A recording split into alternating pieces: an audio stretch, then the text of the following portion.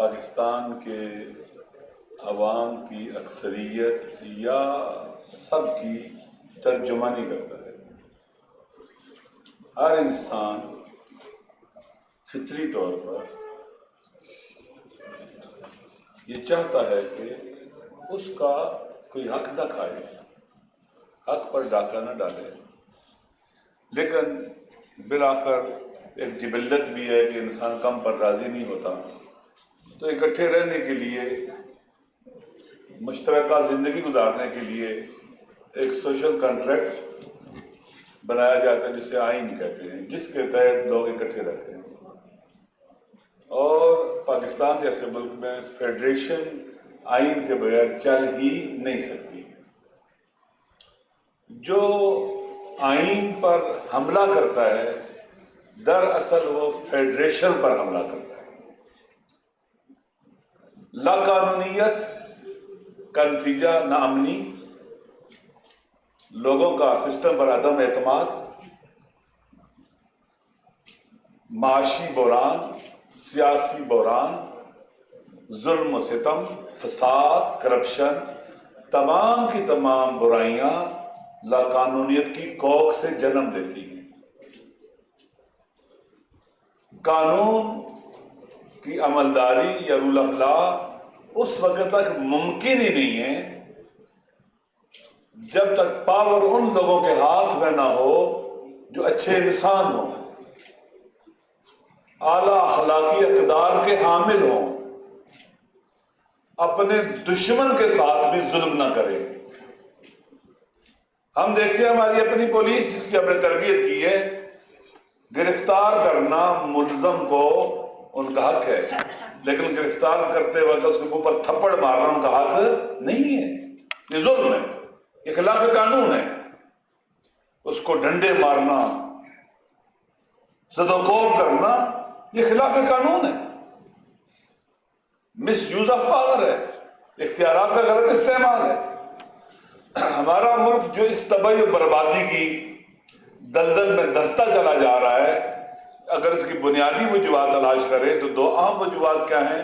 یہاں آئین محترم نہیں ہے، آئین مقدس نہیں ہے، آئین کی کوئی حرمت نہیں ہے، آئین ایک کاغذ کا ٹکڑا ہے، جو بھی طاقتور چاہے اس کو پھاڑ کے پرے پھینک دے، آگ لگا دے اس کو۔ آئین مقدس نہیں ہے، آئین شکن کبھی سامنے آتے ہیں، کبھی چھپ کر ماشاءاللہ لگاتے ہیں، بزدل۔ ہمیں ان آئین شکنوں کا مقابلہ کرنا پڑے گا۔ آئین شکن کوئی بھی ہو وہ پاکستان کا دشمن ہے، وطن کا دشمن ہے آئین شکن، اور قانون کو پاؤں تلے روندنے والا کوئی مقدس نہیں ہے، کوئی محترم نہیں ہے۔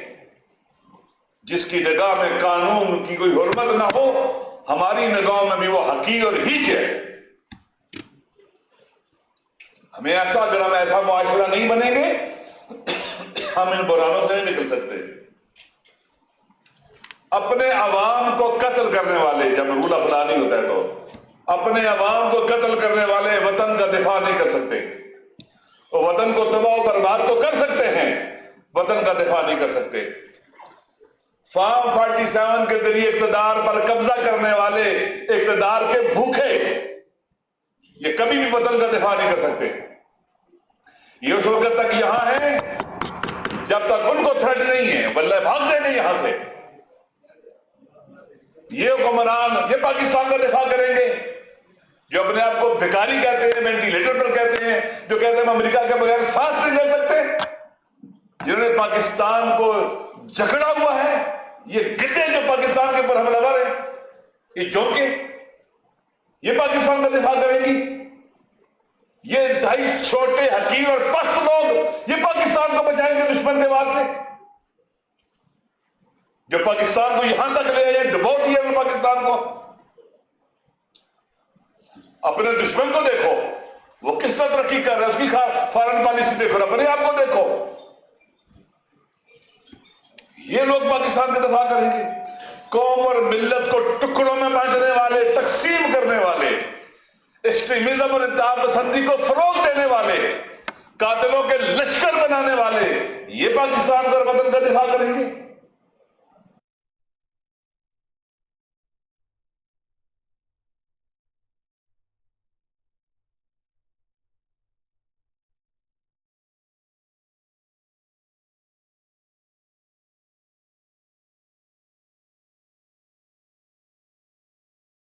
آپ مجھے بتلائیں، پاکستان کا بچہ کہتا ہے یہ الیکشن ہارے ہیں، یہ کس حیثیت اقتدار کی کرسی پر آگے بیٹھے ہیں؟ یہ غاصب ہیں، یہ نہ ان کو خدا اجازت دیتا ہے، نہ آئین، نہ قانون، نہ اخلاق۔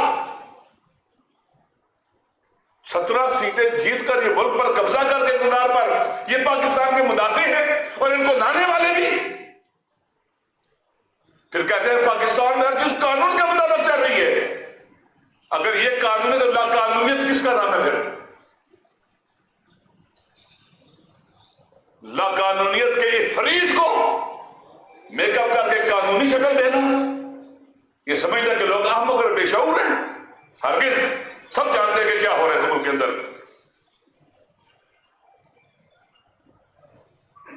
اسی لیے اس وقت اپوزیشن کی ذمہ داری ہے، ہر ایک کی ذمہ داری ہے، پاکستان کے عوام کی ذمہ داری ہے، جوانوں کی ذمہ داری ہے کہ اس وطن کے دفاع کے لیے اٹھے۔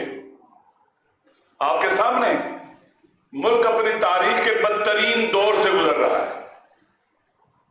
بلوچستان کی صورتحال آپ کے سامنے، سندھ آپ کے سامنے، کے آپ کے سامنے، جی بی آپ کے سامنے، پنجاب مظلوم ہے۔ سب سے زیادہ اس وقت سیاسی قیدی پنجاب میں ہیں، سب سے زیادہ سیاسی قیدی، اور پی ٹی آئی کو سب سے زیادہ ووٹ پنجاب سے ملے۔ 17 سیٹیں کہاں سے لی انہوں نے؟ کون جیتا ہے پنجاب سے؟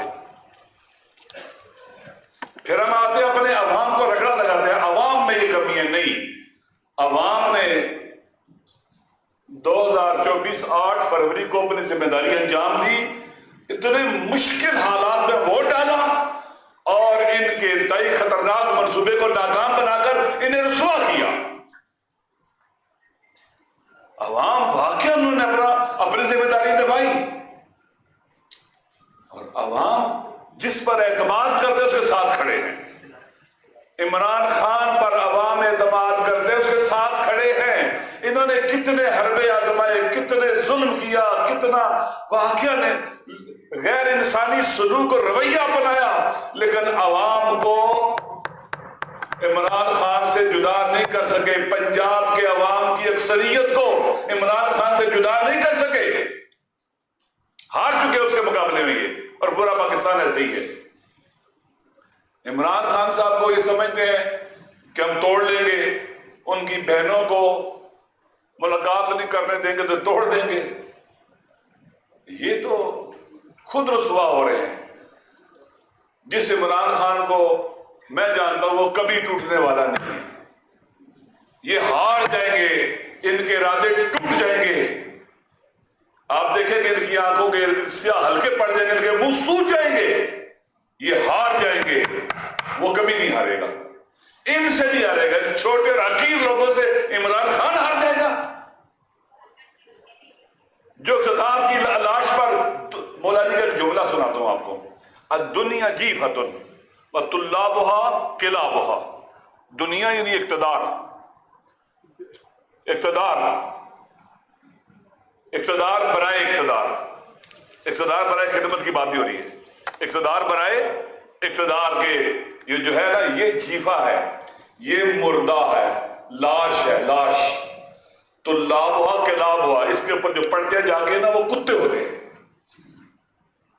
اس کو کھاتے بھی ہیں اور ایک دوسرے کو گراتے بھی ہیں۔ یہ مردہ لاش ہے، متعفن لاش ہے، یہ لاش خور ہے۔ ان لاش خور، ان کی تو بشام بھی مر چکے ہوئے ہیں، ان کو تعفن نہیں آتا۔ لہذا اس وقت پاکستان میں، پاکستان کے عوام کی اکثریت ایک ہے، پاکستان کو کوئی نقصان نہیں پہنچا سکتا، آپ یقین کر لیں۔ پاکستان کے عوام جانتے ہیں ہم پاکستان کے ساتھ ہیں، کسی تالے آزما اور قانون شکن کے ساتھ نہیں ہیں۔ ہم کبھی دھوکہ نہیں کھائیں گے. سنسیئرٹی کہاں آپ کے اندر؟ پاکستان کو مسائل ہیں تو آپ مشترکہ اجلاس بلاتے پارلیمنٹ کا, وہاں پر باقاعدہ مسائل مطرح کرتے. آپ دیکھیں سینٹ کے اجلاس میں کوئی وزیر نہیں آتا, پتہ نہیں پارلیمنٹ میں قومی اسمبلی میں آتے نہیں آتے ہیں, اور اس کے بعد جب یہ مسئلہ پتہ نہیں ڈسکس کر رہے ہیں تو کہتے ہیں ہمارے وزیر اطلاعات اور نشریات آئے کر ساری پارٹیوں کے پارلیمانی لیڈر حاضر ہو جائیں. ماشاءاللہ انہوں نے سمجھا ہوا کہ سارے یہ باڑے میں بند کیے ہوئے حیوان ہیں, جب مرضی چاہو ہاں کے لے جاؤ گے.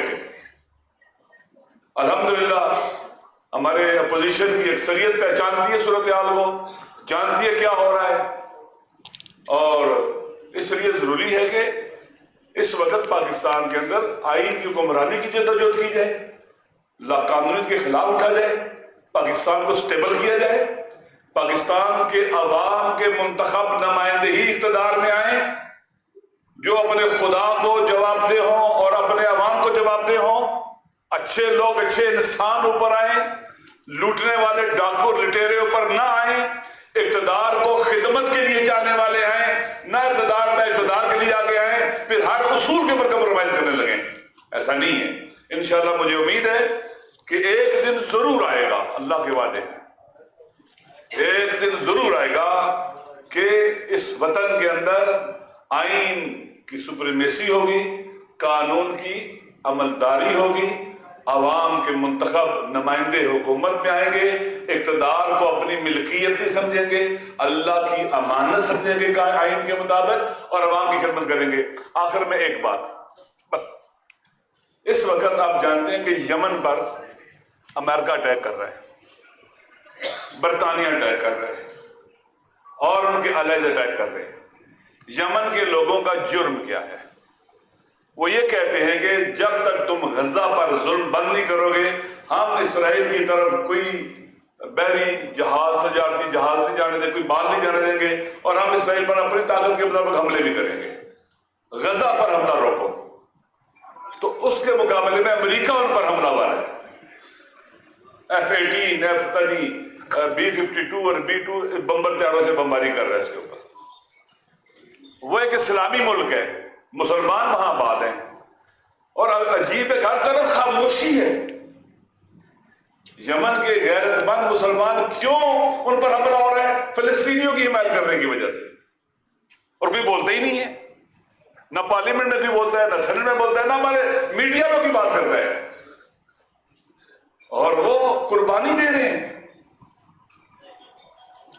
وہ کہتے ہیں کہ ہم اس وقت تک پیچھے نہیں ہٹیں گے جب غزہ کے اوپر جنگ بندی نہیں ہوگی, اور کوئی بحری جہاز, تجارتی جہاز اسرائیل نہیں جا سکتا میڈیٹرینین سی سے اور باب المندب سے.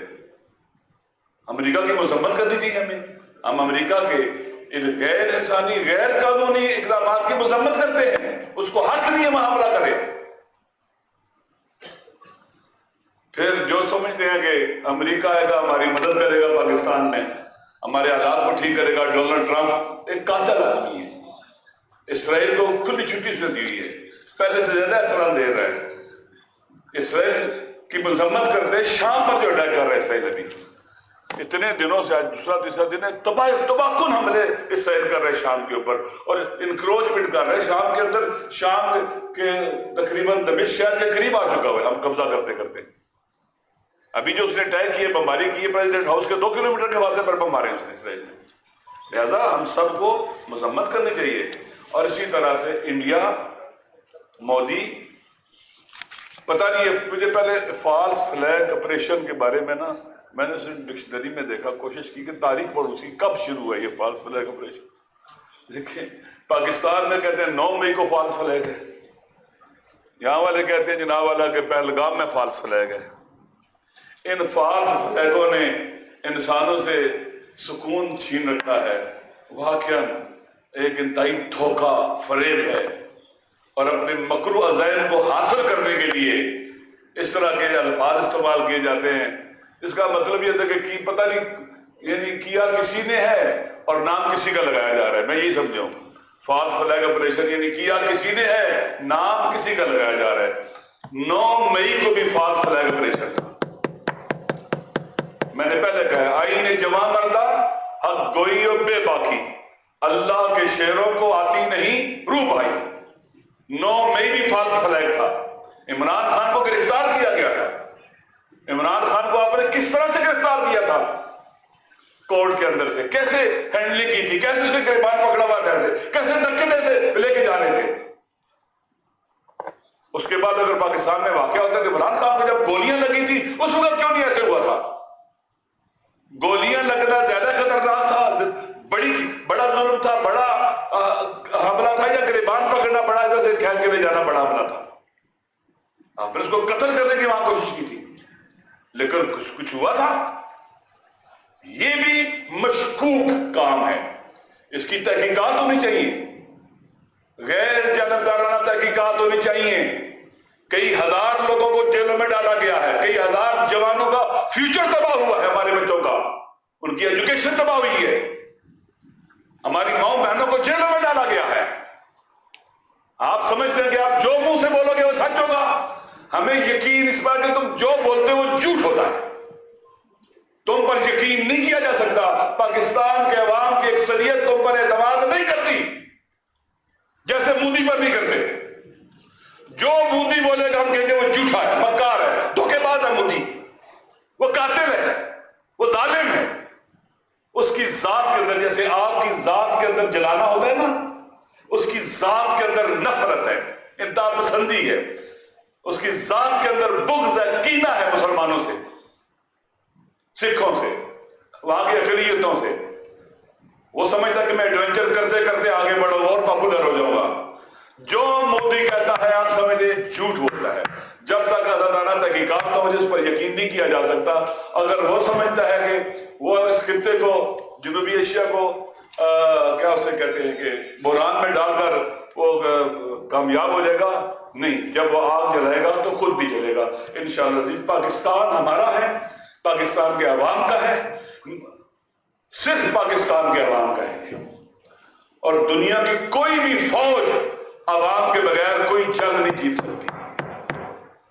اور اس وقت اگر چاہتے ہو کہ پاکستان کے خلاف اٹھنے والے جو ہاتھ کاٹ دیے جائے تو پاکستان کے عوام کو ساتھ ملانا ہوگا، اور پاکستان کے عوام لولی پاپ کھا کر ان کو دے کر ساتھ نہیں ملایا جا سکتا۔